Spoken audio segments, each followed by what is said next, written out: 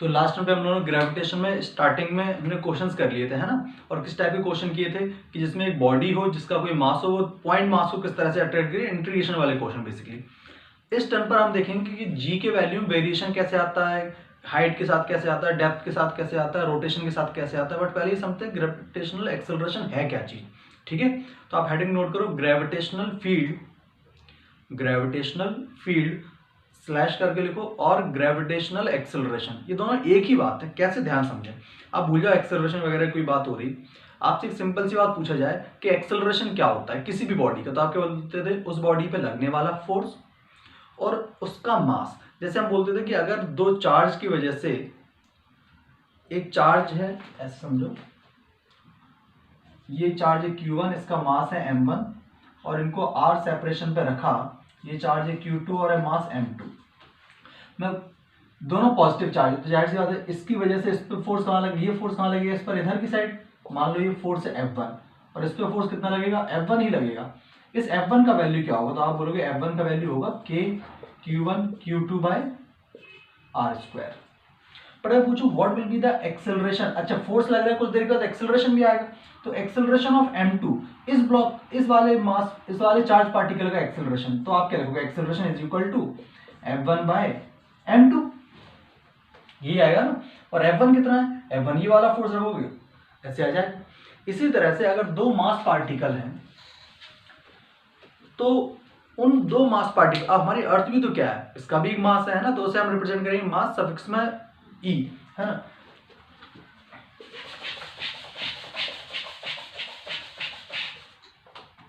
इस तरह समझो आप कि ये हमारी हो गई अर्थ, जिसका हम रेडियस डिनोट करेंगे RE और मास डिनोट करेंगे ME से, और ये उसकी सरफेस हो गई, है ना। इसके सेंटर से किसी पर्टिकुलर हाइट से भी कोई लेना नहीं, एक स्मॉल m मास का पार्टिकल है। कि अब मैं आपसे पूछूं क्या इस स्मॉल m मास के पार्टिकल पर ये अर्थ फोर्स लगा रही होगी, तो आप लॉजिक लगाओ कि ये अर्थ को हमें क्या कंसीडर करना है, इस पूरे चैप्टर में इलेक्ट्रोस्टैट से अगर कंपेयर करना है तो इस अर्थ को हमें सॉलिड नॉन कंडक्टिंग स्फीयर के जैसा ट्रीट कर लेना है। किसके जैसा, सॉलिड नॉन कंडक्टिंग स्फीयर। आप चाहो तो नोट कर लो कि जो फॉर्मूले हमने सॉलिड नॉन कंडक्टिंग स्फीयर के लिए इलेक्ट्रोस्टैट 2 में सीखे थे, वो सारे फॉर्मूले वैलिड होंगे हमारी अर्थ के लिए। ठीक, ओके। ये अर्थ क्या इस मास पार्टिकल पे फोर्स लगाएगी, बिल्कुल लगाएगी। मैंने पूछा कितना लगाएगी, तो आप बोलोगे force applied by the earth at this particle will be G mass of earth into mass of particle upon इनके बीच का सेपरेशन का स्क्वायर। मान लो कोई सेपरेशन आपने दिया, कोई भी सेपरेशन था, ठीक है, ये सेपरेशन को नाम दे दिया मैंने R।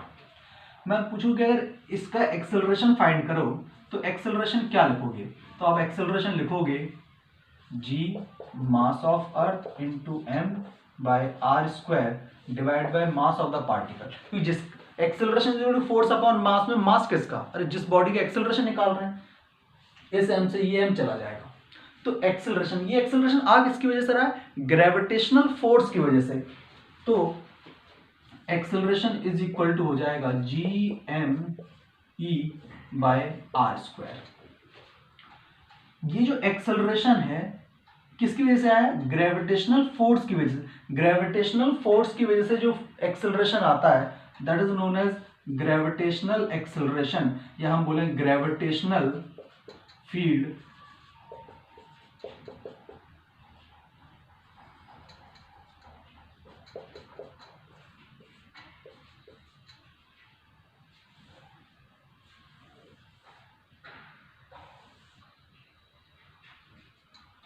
जिसका वैल्यू हमने अर्थ सरफेस की स्मॉल r का वैल्यू क्या हो जाएगा, RE हो जाएगा, है ना। तो उस RE का वैल्यू यहाँ सब्स्टिट्यूट किया और इसे सॉल्व किया, तब जाके वो 9.8 आता है।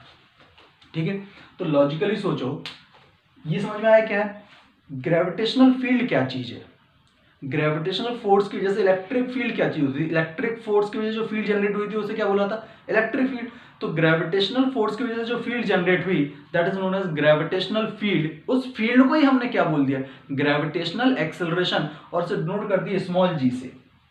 सोचो अगर हम किसी भी प्लैनेट के ग्रेविटेशनल एक्सेलरेशन की बात करें और अगर सरफेस की बात करें, क्योंकि हाइट के साथ आपको समझ में आ रहा होगा कि ये जी का वैल्यू सोचो मतलब हर हाइट पर सेम रहेगा या वेरिएबल होगा, वेरी करेगा, क्योंकि जैसे जैसे ये आर का वैल्यू बढ़ेगा ना जी का वैल्यू चेंज होता जाएगा। तो बच्चे दिमाग में आता सर हमने काइनेमेटिक्स में एक पार्टिकल को प्रोजेक्ट किया था तो उसमें तो जी का वैल्यू कांस्टेंट माना था।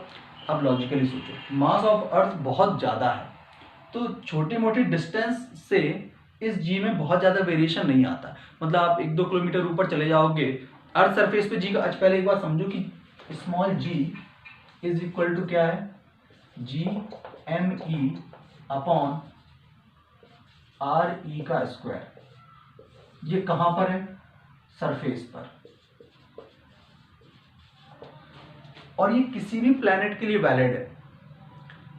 सिर्फ क्या चेंज करना पड़ेगा, यहां पर आ जाएगा मास ऑफ द प्लैनेट और यहां पर क्या आ जाएगा उस प्लैनेट का रेडियस का स्क्वायर। जब हम इस वैल्यू को सॉल्व करेंगे तो उस पर्टिकुलर प्लैनेट पर ग्रेविटी की वजह से क्या ऑब्जेक्ट को एक्सेलरेशन मिलेगा वो आ जाया करेगा। ठीक है, तो ये इंपॉर्टेंट फॉर्मूला है, आप इसको याद रखें और अच्छे से नोट कर लो इसको। क्लियर है चीज। अब एक बात समझ में आ गई कि अगर किसी पर्टिकुलर हाइट पर जाएंगे तो जी के वैल्यू में वेरिएशन आएगा, बट जी के वैल्यू में एक सिग्निफिकेंट वेरिएशन, जैसे सरफेस पर जी का वैल्यू हमने निकाला हुआ है 9.8, तो 9.8 से 9.77 या 9.78 होने के लिए आपको कम से कम आपको 20, 30, 40, 50 किलोमीटर चलना पड़ेगा ऊपर, तब जाके चेंज होगा। तो आप जो ऑब्जेक्ट को फेंकते थे तो ऑब्जेक्ट को कितने मीटर तक, आप काइनेमेटिक्स का कोई भी क्वेश्चन उठा के देखोगे तो ऑब्जेक्ट को आपने मैक्सिमम 500 मीटर, 700 मीटर, 800, मैं कह रहा हूँ 1 किलोमीटर मान लो, उससे ज्यादा किसी भी काइनेमेटिक्स क्वेश्चन में आपको ऑब्जेक्ट का प्रोजेक्शन दिखेगा ही नहीं। इसलिए वहां पर जी की वैल्यू हमेशा क्या लेते आए हैं, कांस्टेंट। ठीक है, बट सच्चाई ये है कि जब हम अर्थ सरफेस से ऊपर की तरफ जाते हैं, एक सिग्निफिकेंट हाइट जाते हैं, मतलब आप समझो कि 30 किलोमीटर के ऊपर, तो जी के वैल्यू में एक सिग्निफिकेंट वेरिएशन आता है। ठीक है, वो हम डिस्कस करेंगे। पहले आप ये अच्छे से नोट कर लो कि ग्रेविटेशनल एक्सेलरेशन या ग्रेविटेशनल फील्ड एक ही बात है और उसका फॉर्मूला होता है small ji is equal to G M E upon R E का square, where M is the mass of the earth. अपनी अर्थ की बात की, किसी प्लेनेट की बात करते तो प्लेनेट आता और यहाँ पर क्या रहता है, रेडियस ऑफ द प्लेनेट आ जाता। Is that clear? ओके, तो आप इसको नोट कर लो।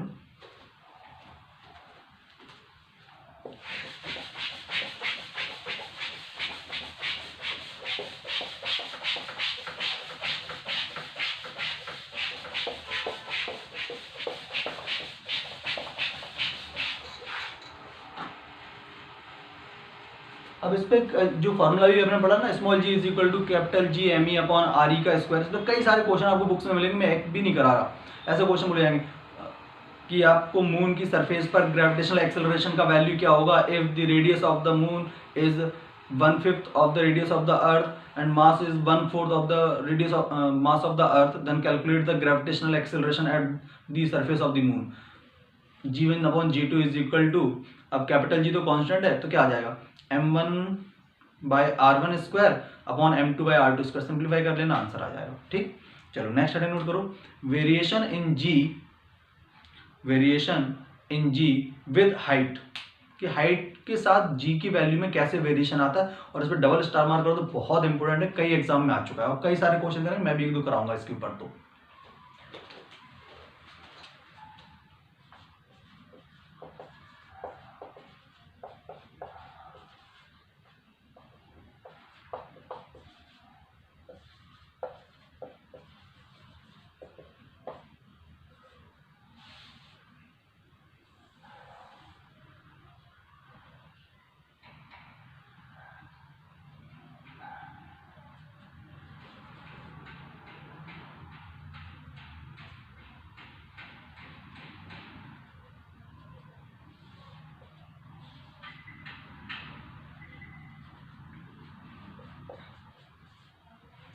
इस तरह से हमारी सिचुएशन है ना, सरफेस से, ध्यान रखना मैंने एच हाइट कहां से लिए, from the surface of the अर्थ। ठीक, तो आपसे बोला कि अर्थ सरफेस से आपको जी के वैल्यू में किस तरह से वेरिएशन आएगा वो काउंट करना। ठीक है, हमें जी का फॉर्मूला पता था। अच्छा, मैं इस पर्टिकुलर हाइट पर आपसे जी का वैल्यू पूछे तो आपने एक बात समझ आई कि जैसे जैसे सरफेस से ऊपर जाते जाएंगे जी के वैल्यू में वेरिएशन आएगा। मैंने बिल्कुल सही बात। तो आपने कहा कि इस पर्टिकुलर हाइट पर जो इफेक्टिव एक्सेलरेशन है ग्रेविटी की वजह से, that is G effective can be written as capital G mass of the earth upon R E plus H का होल स्क्वायर। क्लियर है जी? ओके, तो ये आपको ध्यान रखना है कि किसी भी हाइट में वेरिएशन, किसी भी हाइट पर जी के वैल्यू में जो वेरिएशन आता है उसका ये फॉर्मूला है। तो बच्चे कहते सर इसमें क्या खास बात थी, इसमें तो वैसे ही समझ में आ रहा था कि यहाँ से कैपिटल आर था, सॉरी स्मॉल आर था, तो आपने स्मॉल आर को capital R E plus H लिख दिया। अभी इसमें बाकी अप्रोक्सीमेशन लेके आगे बताना बाकी। पहली बात, जी के वैल्यू में हाइट के साथ क्या वेरिएशन आता है वो इस फॉर्मूले से अपने को पता चलेगा। ठीक है, इसमें कोई भी अप्रोक्सीमेशन मैंने नहीं कंसीडर किया है कि एच इतना ही होना चाहिए, उतना ही होना चाहिए, कुछ भी नहीं बोला है। सिर्फ अपने को ये मतलब है कि जी में वेरिएशन कितना होगा वो निकालना, तो आपको ये फॉर्मूला यूज करना है। बट इसमें हमने थोड़ा मैथमेटिक्स लगाया और थोड़ा सा लॉजिक लगाया। क्या लगाया?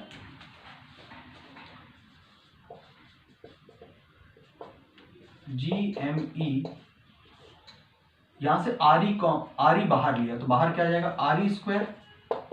यहां क्या बचेगा, 1 plus H by R E का होल स्क्वायर, ये रह जाएगा। इस चीज को हम क्या बोलते हैं, इस चीज को तो gravitational acceleration at the surface बोलते हैं। तो जी लिख दिया हमने, या ऐसे लिख सकते हैं जी एट सरफेस, है ना, बार बार नहीं लिखूंगा, जी खाली लिख दूं, समझ जाना सरफेस की बात की। इस चीज को हम ऐसे भी लिख सकते हैं 1 plus H by R E का पावर -2। अब याद करो बाइनोमियल थ्योरम। बाइनोमियल थ्योरम क्या बोलती है, 1 प्लस एक्स की पावर अगर n है और x स्मॉल है then it can be written as 1 plus N X. But ऐसा तभी लिख सकते हो जब ये x कैसा हो, स्मॉल हो। तो हमने कहा ये जो पावर है, ये पावर अंदर आ सकती है, नहीं आ सकती है?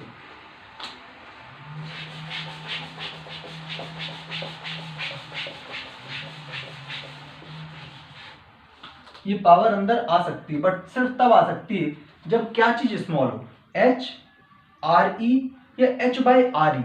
Exactly, H by H small होने से मतलब नहीं है, एच बाई आर ई का रेशियो स्मॉल होना चाहिए। ठीक है, तो मैं आपको थोड़ा सा बता दूंगा, पहले आप ये समझो, बुक्स में ऐसे लिख देते हैं व्हेन एच इज स्मॉल, तो हम इसे क्या लिख सकते हैं, g effective is equal to g 1 minus 2h by R. ये एक और फॉर्मूला है जो आपको याद रखना है, बट इसमें परेशानी ये है कि ये फॉर्मूला सिर्फ तब लगेगा जब h बाय आर ई का वैल्यू स्मॉल होगा। अब बात आती है सर हमें तो फॉर्मूला लगाना है और h बाय आर ई कितना स्मॉल होगा ये तो पता ही नहीं है। सोचो r का वैल्यू क्या है, रेडियस ऑफ अर्थ जो होती है 6400 किलोमीटर, किलोमीटर को मीटर में बदलोगे तो 10⁻³ और क्या होगा। ऐसे सोच के देखो, इतनी बड़ी क्वांटिटी में अगर मैं यहाँ पर 640 किलोमीटर भी रख देता हूँ,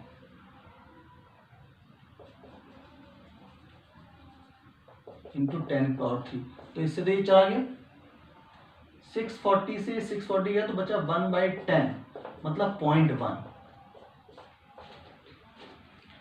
तो हमें ये बात समझ में आनी चाहिए, जो मैथमेटिक्स के स्टूडेंट होंगे और अच्छे समझ आए, मैं बता दूंगा क्या लर्न करना, उसके लिए परेशान हो तो थोड़ा सा फील दे रहा हूँ कि ये h बाई आर ई, अगर इसमें h 640 किलोमीटर भी रखा ना आपने, तो ये रेशियो 1 का 0.1 है, मतलब एप्लीकेबल है। तो आपको ध्यान के रखना है कि अगर h का वैल्यू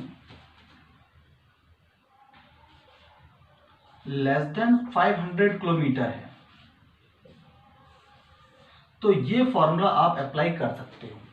देखो, सरफेस से लेके 10 किलोमीटर 5 किलोमीटर तक जी के वैल्यू में कोई वेरिएशन नहीं होता है, बट 5 से समझो 5 या 10 किलोमीटर के बाद से 500 किलोमीटर तक अगर आपसे बोला गया कि बताओ जी के वैल्यू में कितना वेरिएशन है, तो आपको टेंशन लेने की जरूरत नहीं, ये फॉर्मूला लगाओ आप, जी डैश मतलब g effective is equal to g 1 minus 2h by R, है ना। जैसे मैंने बोला 320 किलोमीटर पर जी के वैल्यू में कितना वेरिएशन आएगा, तो इसको मत लगाओ क्योंकि इससे कैलकुलेशन काफी टफ पड़ जाएगी आपकी, है ना। आपसे डायरेक्ट इसको सॉल्व करना है, जैसे एक एग्जांपल मैंने बताया, तो आपको क्या करना है, क्या बोलोगे, g dash is equal to g 1 minus 2 into 320 upon 6400 into 10⁻³ तो g dash is equal to g 1 minus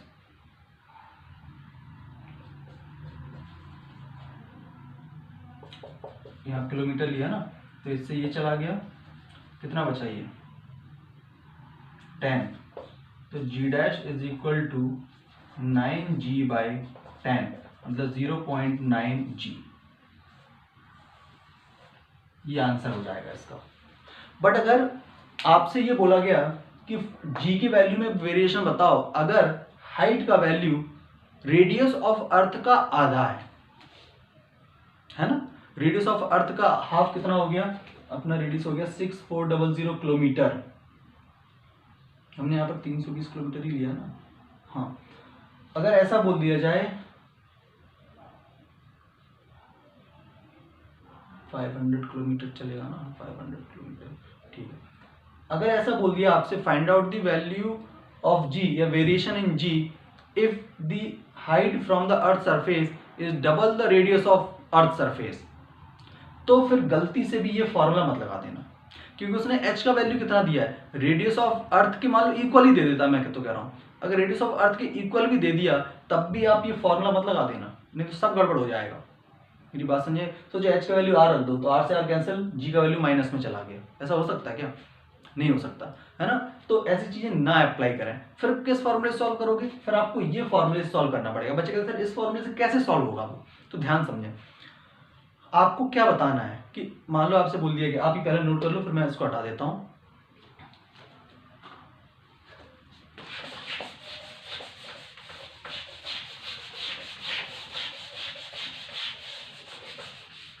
आपसे बोला गया कि find out the variation in G at a height of equal to radius of the earth from the surface, मतलब earth की जो surface है वहां से रेडियस ऑफ अर्थ के इक्वल हाइट पर अगर हम जाएं तो उस पॉइंट पर जी के वैल्यू में क्या वेरिएशन आएगा वो आपको बताना है इन टर्म्स ऑफ जी, जाहिर सी बात है। बट ये ध्यान रखना ये फॉर्मूला आप अप्लाई नहीं कर सकते, आपको क्या करना पड़ेगा, ये लगाना है। तो यहाँ एच का वैल्यू क्या हो जाएगा, आर ई हो जाएगा, तो आप क्या लिखोगे, जी डैश या g effective is equal to G M E upon R E plus R E कितना, 2 RE मतलब 4 RE स्क्वायर, एंड ये चीज क्या है स्मॉल जी, तो g/4 आंसर। क्लैरिटी अपने को, क्योंकि गलतियां यही होती हैं इस चैप्टर में कि सर कौन सा फॉर्मूला, दो फॉर्मूले उस बच्चे को दिखाई देते हैं कि g effective is equal to G M E by R E plus H का होल स्क्वायर और g dash is equal to g 1 minus 2h by R का, sorry 1 minus 2h by R square नहीं है इसमें। तो कौन सा formula कब लगाना है, तो ध्यान रखना कि अगर h का वैल्यू सरफेस से 500 किलोमीटर के अंदर है तो आप बिना सोचे समझे बिना टेंशन के ये फॉर्मूला लगाओ, कोई दिक्कत नहीं आएगी। बट अगर हाइट बहुत ज़्यादा है, 500 किलोमीटर के ऊपर है, तो आपको फिर ये फॉर्मूला अप्लाई करना पड़ेगा और उस क्वेश्चन को ऐसे सॉल्व करना है। Is that clear? चलो, तो आप स्क्रीन स्टॉप करके इसे नोट करो, फिर आगे बढ़ते हैं।